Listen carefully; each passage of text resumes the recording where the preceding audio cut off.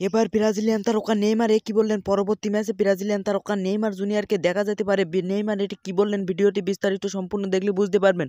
Brazilian তারকা Neymar junior ছিল ইনজুরিতে, কিন্তু এখন তিনি ইনজুরি মুক্ত আছেন। ব্রাজিল বানামে কোস্টারিকার এই ম্যাচটি ব্রাজিলিয়ান তারকা নেইমার জুনিয়র স্টেডিয়ামে বসে এই খেলাটি দেখেছিল। ব্রাজিলের প্রথম ম্যাচে নেইমার জুনিয়র ও ক্যাসিমেরো এই দলে ছিলেন না ব্রাজিলের এই স্কোয়াডে। এই ম্যাচটিতে কিছু কিছু জিনিস যা ঘটেছিল রেফারি কিন্তু সেটা দেয়নি। যেমন ব্রাজিলিয়ান তারকা ভিনিসিয়াস আবেদন করেছিল রেফারির সাথে তর্ক। ব্রাজিলিয়ান তারকা ভিনিসিয়াস তর্ক করে এই হ্যান্ডটি দাবি করেছিল, কিন্তু রিভিউ করা হয়নি। কিন্তু অফসাইড গোলটা রিভিউ করা হয়েছিল কেন?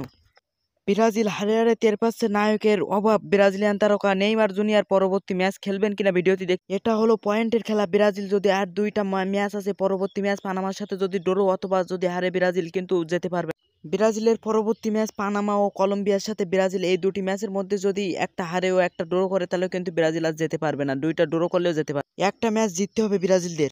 ব্রাজিলিয়ান তারকা নেইমার জুনিয়রের দলে দেখা যেতে পারে এবার, কারণ তিনি ইনজুরি মুক্তি আছেন এবং ব্রাজিলিয়ান তারকা নেইমার জুনিয়র কিছুদিন পরে দলে নামবে, কয়েকটি ম্যাচ পরেই। আশা করি বিষয়টি বুঝতে পেরেছেন। ব্রাজিলের সকল ভিডিও ক্ষেত্রে এবং সবার আগে কোপা আমেরিকার সকল খবরাখবর সবার আগে পেতে আমাদের চ্যানেলটিকে সাবস্ক্রাইব করে আমাদের